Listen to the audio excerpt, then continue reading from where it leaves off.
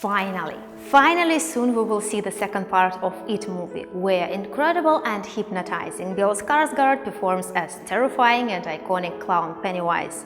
So I think it goes without saying that Hollywood fully exploits Bill's unusual appearance, inviting him to perform as unusual person or unusual creature. But believe me, it hasn't always been like this, because if we take a look at some Swedish movies, which were kinda Bill's primary steps in the cinema world, we will see that these roles were not less vivid but much more diverse, I think. So I guess it's enough with empty chatting and let's start talking about movies.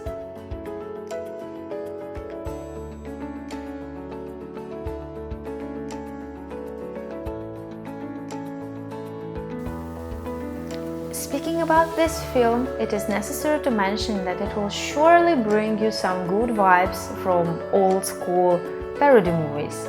And creators of this movie self-ironically declare that this is the most expensive film in the history of Swedish cinema. But it's not like that. This movie is quite low budget, but believe me, it doesn't spoil it anyhow. This is, by the way, the first movie where Bill Skarsgård occupies one of the leading roles, and his character is amazing. He's super cool. He's nerdy, limping, crooked-spined guy named Pontus. Yeah, sounds nice. He's quite a loser, but wait until he finds some magical crystal from outer space that will turn him into good-looking Bill Skarsgård back again.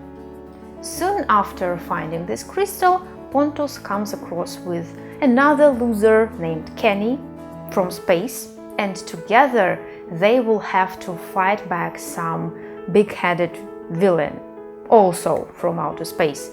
And I must say that this movie will be much appreciated, I hope, mostly by people who can tell Star Trek from Star Wars and generally fancy superheroic topic.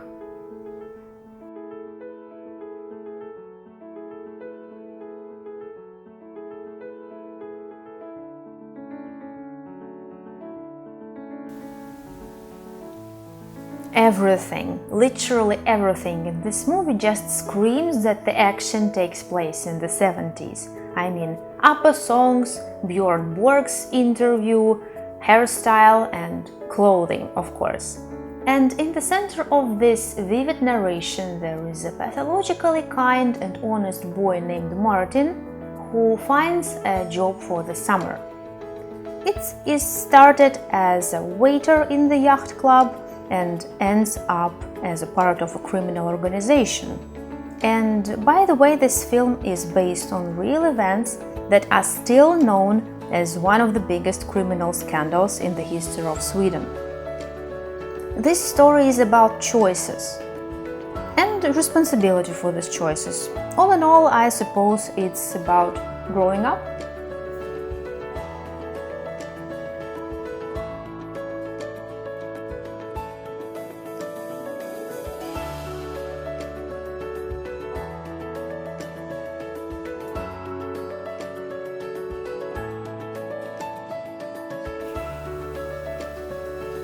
I think it goes without saying that war affects people's fates greatly, all the time, and especially if we speak about Second World War, and even if we speak about the neutral country. Yes, Sweden was neutral in Second World War, but people were still shocked, terrified and depressed. And that is what we see here, but there is another, brighter side, filled with beautiful sadness, bright colors, vivid dreams, symphonic music and hope. Music here is the leitmotif. It underlines the interaction between two families whose fates curiously interlace before, during and after war. And all in all, we see or hear music as the full-time character of this film that drives the main character Simon, performed by Bill Skarsgård, towards his dream and his fate.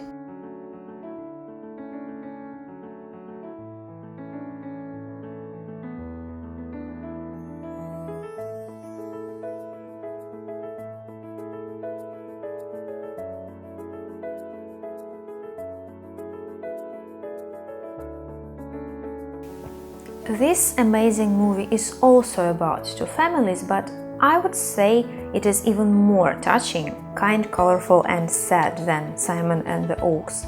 Crown Jewels is fully metaphorical. So, two families. One is extremely rich and tragically unhappy. The other one values something more than money, being totally broke, as love and harmony prevail in this family. So it really sounds like a real fairy tale, and it surely is one. And as in every fairy tale, here we can see a moral, which sounds like never give up believing in miracles and fairy tales. Besides Bill Skarsgård, here we can see wonderful, talented and cute Alicia Vikander, who performs as a major protagonist. And I wouldn't call Bill's character here as an antagonist, because in my opinion he is more like the victim of circumstances. And what do you think?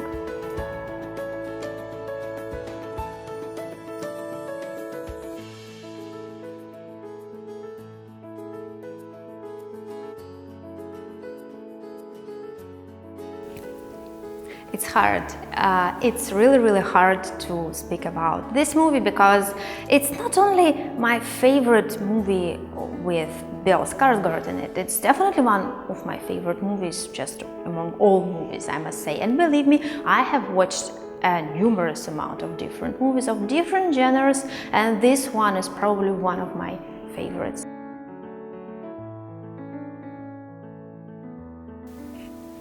By telling that it is hard to talk about favorite movies, I meant that it can take way too much time, but I will try to make it short.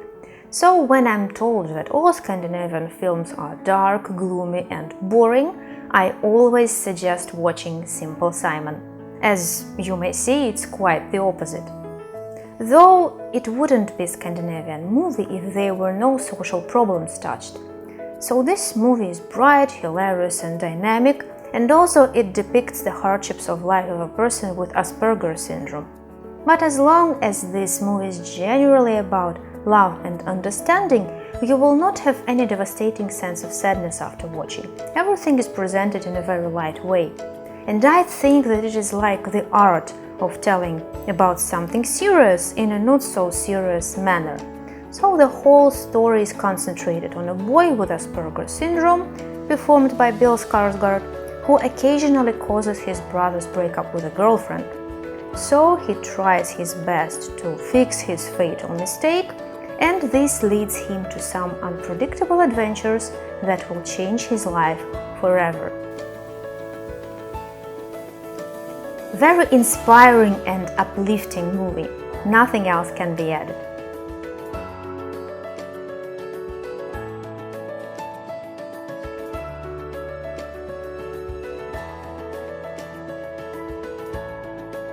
Well, I really hope you noticed that all these movies are really worth watching, not only because Bill Skarsgård took part in them, and I really think that you should go and watch them if you haven't done it yet. And it's enough for today. Thank you very much for joining me, and yeah, subscribe, leave a like, whatever. I always forget about telling this. So yeah, bye bye.